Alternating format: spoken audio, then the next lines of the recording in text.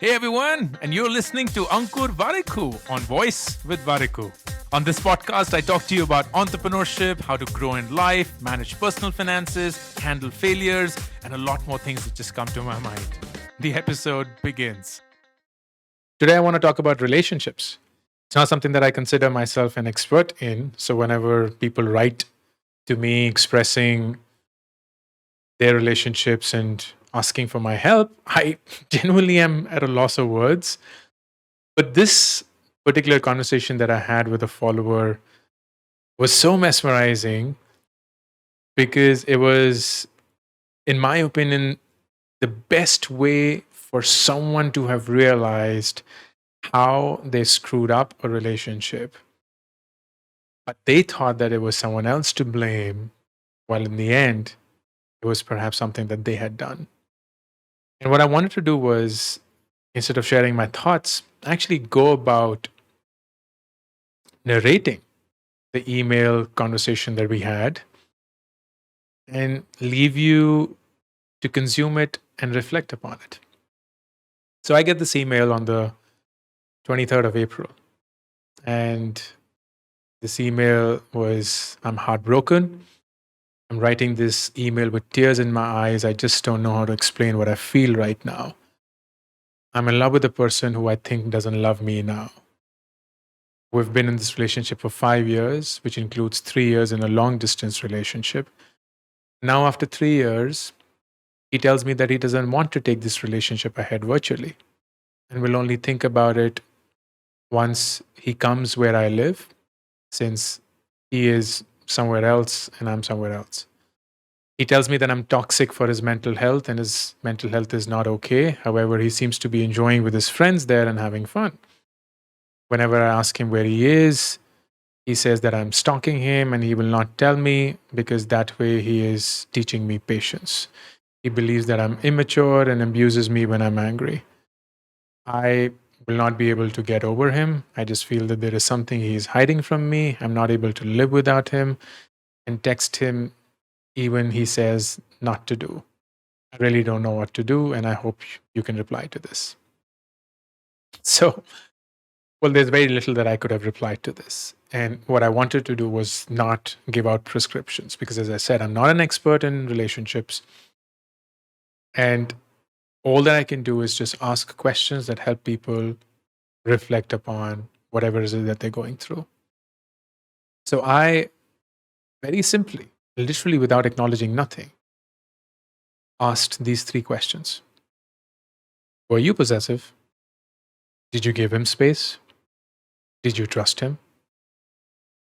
And then within a day, there came a response.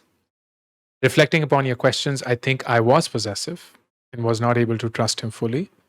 I was also being paranoid because I felt he was drifting away from me, as I felt he was not expressing what he was up to, or maybe his behavior towards me did so. Does that mean that I am to blame for this? Or does that mean that the insecurity lies within me? And then I asked a follow up question, which is if he was indeed drifting away, there has to be a reason behind this. What do you think the reason was?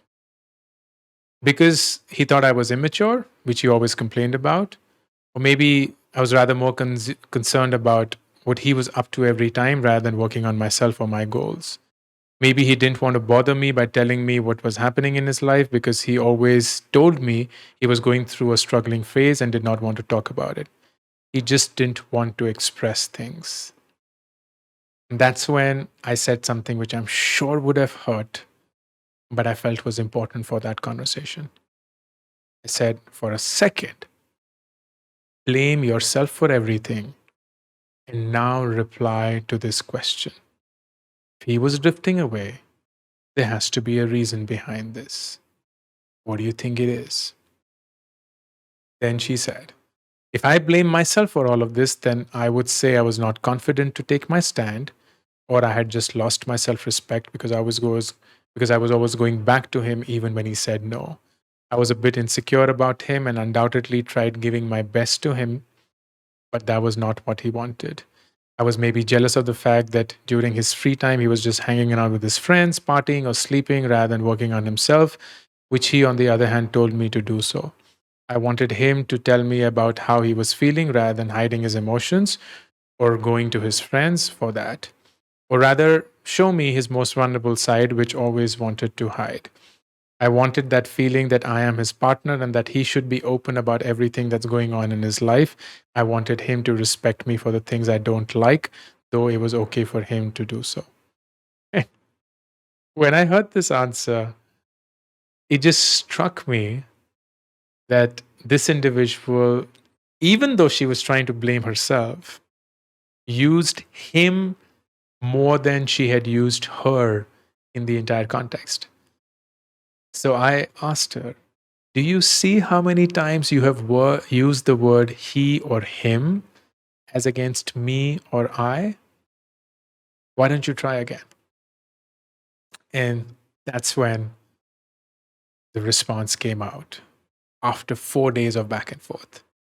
Reflecting upon it, I was insecure, I was over possessive, I was losing my self respect, I always wanted that priority feeling, I was not working on myself, I was not giving that much space, I was tolerating abusing words from him, I was not taking my own stand, I was too much blindfolded in love, I easily got manipulated, I wanted to know everything going on in his life, I was being jealous, I was ignoring the red flags. Brilliant. Absolutely brilliant, because now you're saying whatever you're saying and you're seeing whatever you're seeing from your perspective, whether it's right or wrong. Yes, you admit that you were insecure and overpossessive, but you also know that you were tolerating abusive words, that you were being manipulated, that you were ignoring the red flags.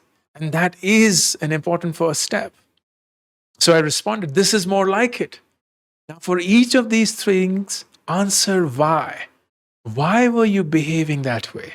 Again, don't focus on him, focus on yourself. Don't say, I was jealous because he was speaking to other friends or other girls. Answer it from your perspective. And that took a week. When I wrote this, I heard back after almost a week. And it started with, it really took me time to reflect upon this. And here it is. I was insecure as I had the fear of abandonment because I didn't feel complete as a whole. I was seeking external validation to believe in myself. Do you see how powerful that is? And there were lots of things. The feeling of over possessiveness, of jealousy, came from the fact that maybe I'll be left alone if someone else comes into his life. That fear of losing importance in someone's life because that thing made me happy. Somehow I don't give importance to my own self. And when I heard this, when I read this, I was like, this is it. When someone's saying, I was losing self respect because I don't love my own self to the extent to take my own stand, this is when you've moved in a failed relationship from a point of blaming to a point of realizing what is it that you need to do differently or what is it that led to it. And I was so happy. And so was she when she responded to this email. And the first thing that I did was I congratulated her. So this is so incredible. Thanks for doing this for yourself. Thank you for doing this for yourself. Because this is exactly what you need to do to get to a point where you learn from this failed relationship. It's very easy whenever we fail, whether in relationships, whether at work, whether in life, to blame someone else, to blame something else, to blame it on circumstances that were outside of our control. And yes, that may be true to a large extent. But it never hurts to look within. It never hurts to go back into your own self and ask the question from your own perspective, what led us to that? What led me to this point? What is it that tells me about my own self? And when we do that, we uncover a whole new person. We realize who we truly are. And that is the first step towards fixing it, changing it, improving it, bettering it, altering it. Every failed circumstance is an opportunity for us to dig deep and to realize who we truly are. Thank you for listening to this episode of Woice with Warikoo. To be notified of upcoming episodes, be sure to subscribe and follow the show on this app right now. Also, don't forget to rate and review the show because that just feels nice. Thank you.